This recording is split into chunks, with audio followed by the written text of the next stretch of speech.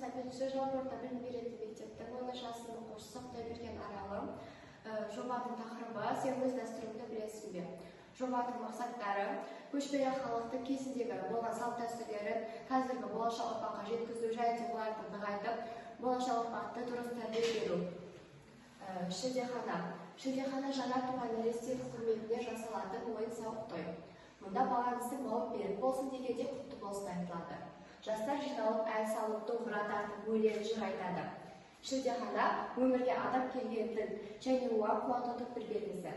Бала туғаннан кейін жан-жақтағы жақындарға сүйіншіге жіберіледі.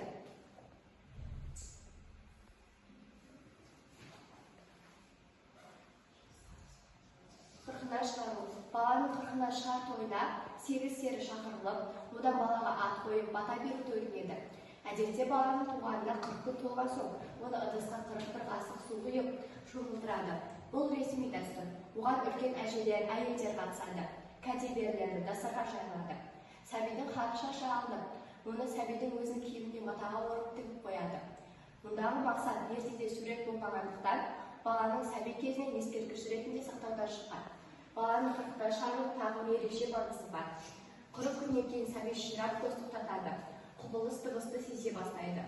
Қырқына шығару салты біден, осыған байланысты шығып, ол сәбидің жан жүйесінің қалыптасып, дені сау болып өсуіне деген ақ тілектен шыққан.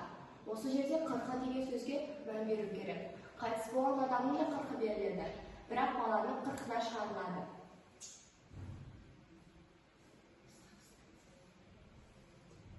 Бесікке салу. Бесіктің сәби денсаулығына, тазалығына пайдасы өте зор. Бесіктегі сәбидің бойы, қол-аяғы түзу, ширақ болады. Сондай-ақ бесік баланы кездейсоқ құлаған заттан, суық пен ыстықтан қорғайды.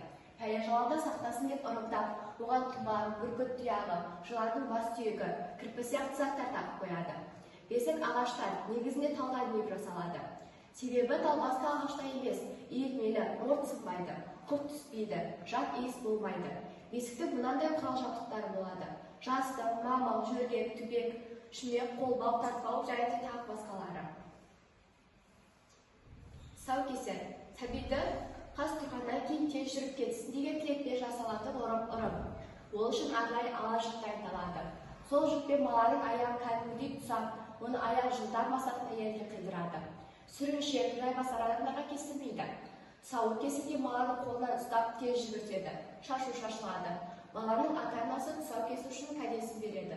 Тұсаукесердің жібін дайындаудың бірнеше түрлері, жолдары, сенімдері де бар. Көбейіп көгере берсін деп көк жіппен есіп жасайды. Бай болсын деп малдың тоқ ішіне егіледі. Адал болсын деп ара жіппен де жасайды. Сүндет той.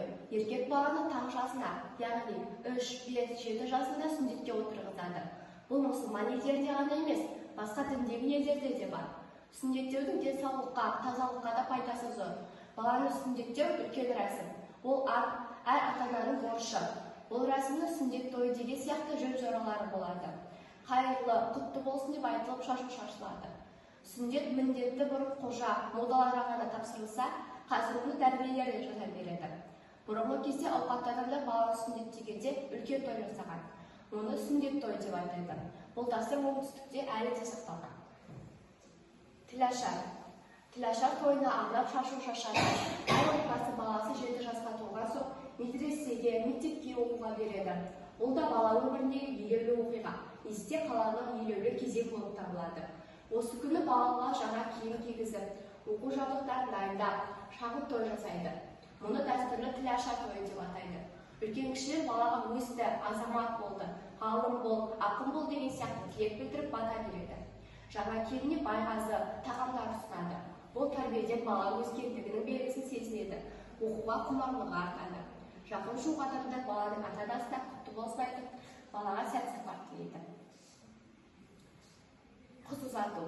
Ұлын ұяға, қызын құяға қондыру ата-ананың тілегі әрі парызы.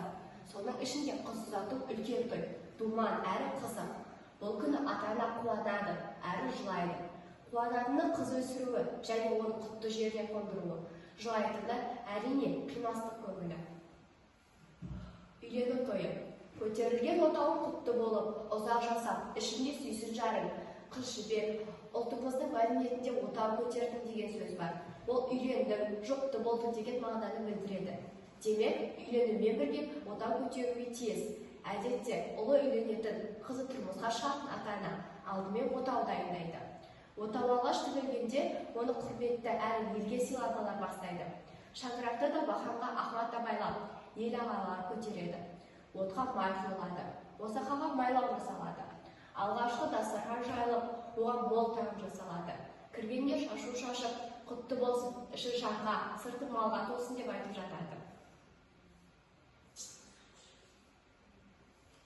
Жаңа сөздермен жұмыс.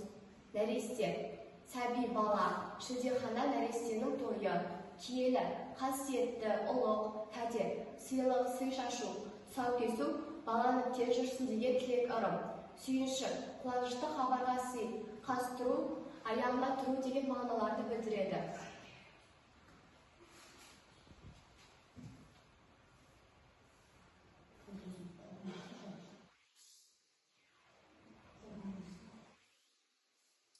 Қорытындылай келе, біз яғни өзіміздің қазақ халқының салт дәстүрлерін болашақ ұрпаққа дәріптеуіміз керек. Және де қазіргі уақытта да соларды жоғалтпай өзіміз сақтап қалуымыз қажет.